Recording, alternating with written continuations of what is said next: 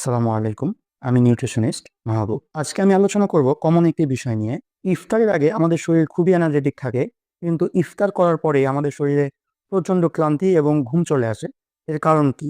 ইফতার খাওয়ার পরপরই আমরা দেখি যে আমাদের শরীর খুবই টায়ার্ড লাগে। মনে হয় যে এখনই ঘুমায় যাই, অথচ ইফতারের আগে আমাদের এরকম ক্লান্তি অভিভূত হয় না। বৈজ্ঞানিকভাবে এটাকে পোস্টপান্ডিয়াল somnolence বলা হয়।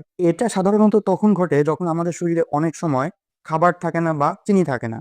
ধরুন আপনি 14-15 ঘন্টা সিয়াম সাধনা বা রোজা পালন করছেন, আর এই সময়ের মধ্যে কোনো খাবার খাওয়া হয় নাই, তখন শরীরের সুগারের লেভেল কমে যায়। ঠিক এমন অবস্থায় আমাদের শরীর ওই সময় ফ্যাট বার্নিং প্রসেসে চলে যায়। অর্থাৎ এটি এক ধরনের বিপাকীয় প্রক্রিয়া, যার মাধ্যমে শরীর জমাকৃত ফ্যাট থেকে শক্তি নেওয়া শুরু করে দেয়। ঠিক এমন সময় আপনি যদি হঠাৎ করে এমন কোনো খাবার খেয়ে ফেলেন বা এমন কোনো খাবার দিয়ে রোজা ভাঙেন যেটি সম্পূর্ণই চিনি, যেমন শরবত, তখন হঠাৎ করেই আমাদের শরীরে অতিরিক্ত পরিমাণে সুগার চলে আসে। তখন আমাদের শরীর ও ব্রেন ইনসুলিন হরমোন তৈরি করতে শুরু করে, আর ইনসুলিনের কাজ হলো রক্তের গ্লুকোজকে মাংসপেশিতে পৌঁছানো, যাতে সেটা শক্তি হিসাবে ব্যবহার করা যায়। কিন্তু হঠাৎ করে যখন অনেক সুগার শরীরে ঢুকে যায়, তখন আমাদের শরীরকে দ্রুত কাজ করতে হয়। এর ফলে আমাদের শরীর ও ব্রেনের উপরে অনেক চাপ পড়ে, এমনকি সেই সময় আমাদের শরীর টায়ার্ড অনুভব করে। তখন আমাদের প্রচন্ড পরিমাণে ক্লান্ত লাগে এবং ঘুম ঘুম পায়। সহজভাবে আরেকটি বিষয় হলো, রক্তে যত দ্রুত চিনি বাড়ে, শরীরে তত দ্রুত কিছু হরমোন নিঃসৃত হয়, যা আমাদের শরীরের ক্লান্তি বা ঘুম ঘুম ভাবকে বাড়িয়ে দেয়।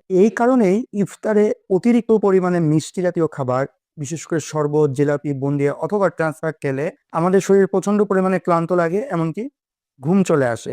অনেক ক্ষেত্রে এটি আমাদের তারাবি পড়ার ক্ষেত্রেও বাধাগ্রস্ত হয়। তাই ইফতারে এসব খাবার অ্যাভয়েড করে আমাদেরকে protein, amino acid, complex carbohydrate এই জাতীয় খাবার ইফতারে রাখা উচিত। প্রোটিন ও অ্যামাইনো অ্যাসিড হিসেবে ডিম, দুধ, মাছ, মাংস, ছোলা, টক দই, বাদাম প্রভৃতি এই ধরনের খাবার রাখতে পারেন। আর কমপ্লেক্স কার্বোহাইড্রেট হিসেবে অল্প পরিসরে কিছু ভাত, আটার রুটি, বিভিন্ন ধরনের শাকসবজি, শসা, টমেটো এই ধরনের উপাদানগুলো রাখতে পারেন। এগুলো হেলদি ইফতার হিসাবে গণ্য হবে। এতে আমাদের শরীর ইফতারের পরে শক্তি পাবে এবং ইফতারের পরে আমাদের শরীরে আর টায়ার্ডনেস লাগবে না। তাই ইফতারের পরে এনার্জেটিক থাকতে অবশ্যই ভিডিও অনুযায়ী দিক নির্দেশনা মেনে খাবার গ্রহণ করুন।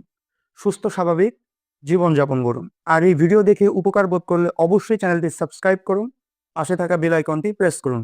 আর যারা ফেসবুক থেকে ভিডিওটি দেখছেন, তারা অবশ্যই পেজটি ফলো দিয়ে রাখুন। ধন্যবাদ। আসসালামু আলাইকুম।